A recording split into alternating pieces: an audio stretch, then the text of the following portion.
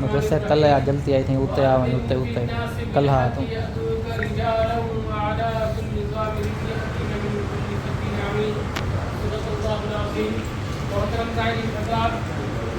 اللہ پاک کا بہت بڑا فضل ہوا کرم ہوا کہ اللہ پاک نے آپ حضرات کو عمرہ کی سعادت کا موقع عنایت فرمایا.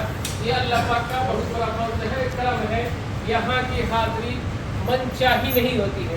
آپ انڈیا کے اندر ہیں یا دنیا کے کسی بھی کونے میں دوسرے میں آپ ہیں، وہاں آپ اپنے من سے ایک دوسرے جگہ آ سکتے ہیں، جا سکتے ہیں، لیکن یہاں کی جو حاضری ہوتی ہے وہ رب چاہی ہوتی ہے. اللہ پاک جب چاہتے ہیں تو حج کی سعادت نصیب ہوتی ہے، اللہ پاک جب چاہتے ہیں تو عمرہ کی سعادت نصیب ہوتی ہے.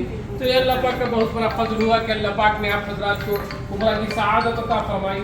اللہ پاک سے دعا کرے اللہ پاک اس حاضری کو قبول فرمائے، نجات کا ذریعہ بنائے. ابھی ہم سب عمرہ کے لیے نکلنے والے ہیں.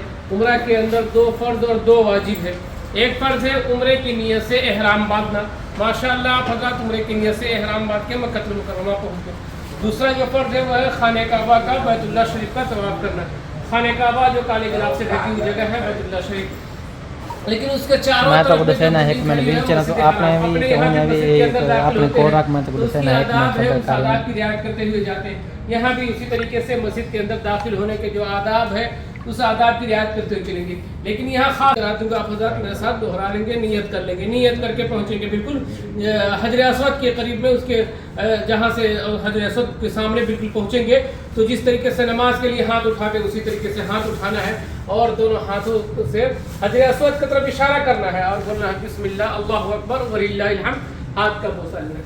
اس طریقے سے حجر اسود کی طرف دونوں ہاتھوں سے اشارہ کر کے ہاتھ کا بوسہ لینا، یہ ہوتا ہے حجر اسود کا استلام کرنا. اگر کوئی قریب سے حجر اسود کا بوسہ لے یا ہاتھوں کے اشارے سے ہاتھ کا بوسہ لے بات برابر ہے. اور اس میں یہ ہے کہ عمرے کے طواف کے دوران مردوں کے لیے 2 مسنون عمل ہے. ایک عمل ہے اجتباء کرنا. اجتباء کہتے ہیں داہنے کانधے کو کھلا رکھنا. جیسے ابھی تو میرا دونوں کانधا ڈھکا ہوا ہے، ابھی میں آپ حضرات کو بتاتا ہوں. یہ داہنے طرف والا جو احرام کی جو چادر ہے اس کو تھوڑا سا نیچے کر دیں گے اور داہنے ہاتھ کے نیچے سے نکال کر چادر کو اوپر رکھ دیں گے، یہ داہنے ہاتھ کھلا ہوگا.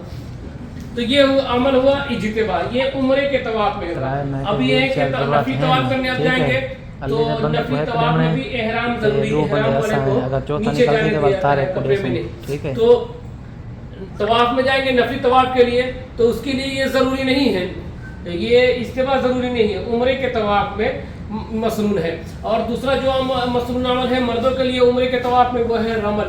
رمل کہتے ہیں اکڑ چلنے کو، پہلوان کی چال چلنے کو. جس طریقے سے پہلوان چلتا ہے اس طریقے سے چلنے کو رمل کہتے ہیں. تو لیکن چلنے میں دوسرے کا خیال رکھیں گے. جیسے اپنی جماعت ہے، پورا گروپ ہے، اس کے اندر بچے ہیں، بوڑھے ہیں، جوان ہیں، لیڈیز ہیں، جینٹس ہیں، ہر طرح کے لوگ ہیں، کمزور ہیں، ضعیف ہیں، تو ایک دوسرے کا خیال رکھیں گے. وہاں پہ بہت سارے لوگ ہوں گے تو ایسے چلیں گے کہ ہماری ذات سے کسی کو تکلیف نہ پہنچے. خانہ کعبہ کے طواف کے دوران یہ ذہن کے اندر ہو کہ ہم اللہ پاک کے گھر کا طواف کر رہے ہیں.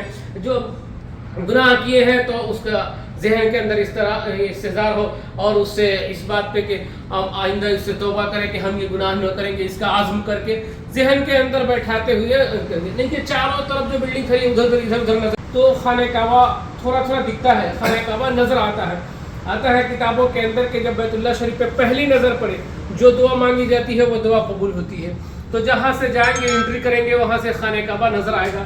لیکن وہاں پہ جس طریقے سے ہم لوگ اتنے سارے ہیں اسی طریقے سے بہت سارے لوگ آ رہے ہیں جا رہے ہیں، راستہ ہوگا وہاں پہ سیکورٹی والا رکنے نہیں دے گا. تو میں آپ حضرات کو دعا پڑھا دوں گا، دعا جگہ جگہ پہ میں آپ کے ساتھ رہوں گا جہاں پہ جو دعا اللہ الخدمت ٹور ٹریولس کے حاجی صاحب مطاف میں پہنچ کر دعا کر رہے ہیں، استقبالیہ دعا کر.